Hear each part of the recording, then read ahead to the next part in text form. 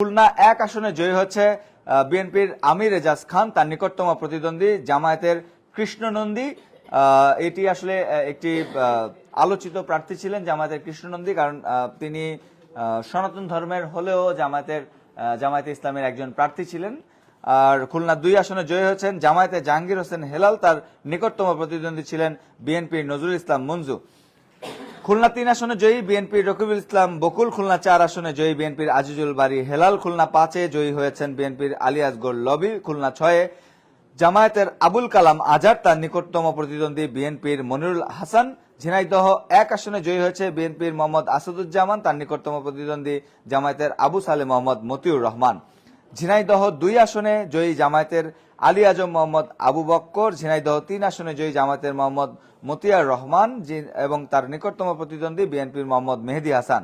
ঝিনাইদহ ৪ আসনে জয়ী জামায়াতের মাওলানা আবু তালিব, তার নিকটতম প্রতিদ্বন্দ্বী স্বতন্ত্র প্রার্থী সাইফুল ইসলাম ফিরোজ। এবার আমরা তাকাতে চাই সাতক্ষীরার দিকে। সাতক্ষীরা ১ আসনে জয়ী হয়েছেন জামায়াতের প্রার্থী ইজ্জতুল্লাহ, তার নিকটতম প্রতিদ্বন্দ্বী ছিল বিএনপির হাবিবুর রহমান।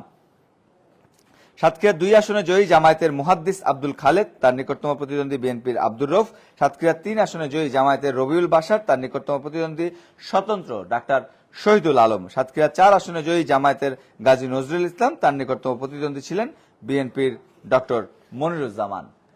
এবার মেহেরপুর ১ আসনে জয়ী হয়েছেন জামায়াতের মাওলানা তাজউদ্দিন খান এবং মেহেরপুর ২ আসনে জয়ী হয়েছেন জামায়াতের মোহাম্মদ নাজমুল হুদা, তাদের দুজনেরই নিকটতম প্রতিদ্বন্দ্বী ছিল বিএনপির প্রার্থী।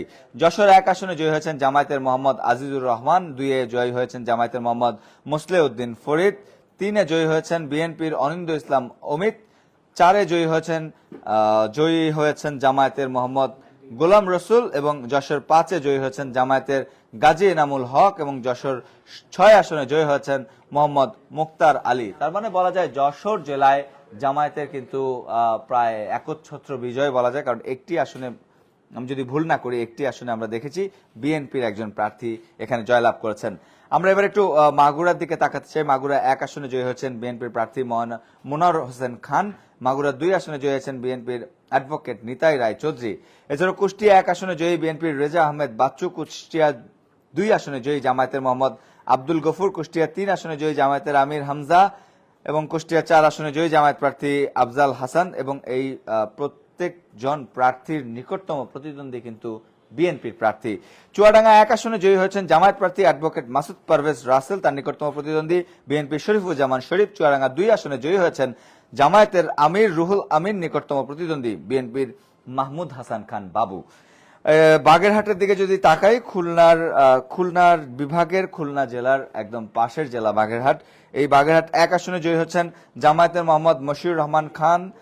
বাগেরহাট ২ আসনে জয়ী হয়েছেন জামায়াতের শেখ মঞ্জুরুল হক, তার নিকটতম প্রতিদ্বন্দ্বী বিএনপির ব্যারিস্টার শেখ মোহাম্মদ জাকির হোসেন। বাগেরহাট ৩ আসনে জয়ী বিএনপির ডক্টর শেখ ফরিদুল ইসলাম। বাগেরহাট ৪ আসনে জয়ী জামায়াতের অধ্যক্ষ মোহাম্মদ আব্দুল আলিম, তার নিকটতম প্রতিদ্বন্দ্বী বিএনপির সোমনাথ দে। নড়াইল ১ আসনে জয়ী হয়েছেন বিএনপির বিশ্বাস জাহাঙ্গীর আলম, নিকটতম প্রতিদ্বন্দ্বী জামায়াতের মাওলানা ওবায়দুল্লাহ কায়সার। নড়াইল ২ আসনে জয়ী হয়েছেন জামায়াতের অ্যাডভোকেট আতাউর রহমান বাচ্চু, তার নিকটতম প্রতিদ্বন্দ্বী ছিলেন স্বতন্ত্র প্রার্থী মোহাম্মদ মনিরুল ইসলাম। এই ছিল খুলনা বিভাগে বিজয়ী প্রার্থীদের নাম।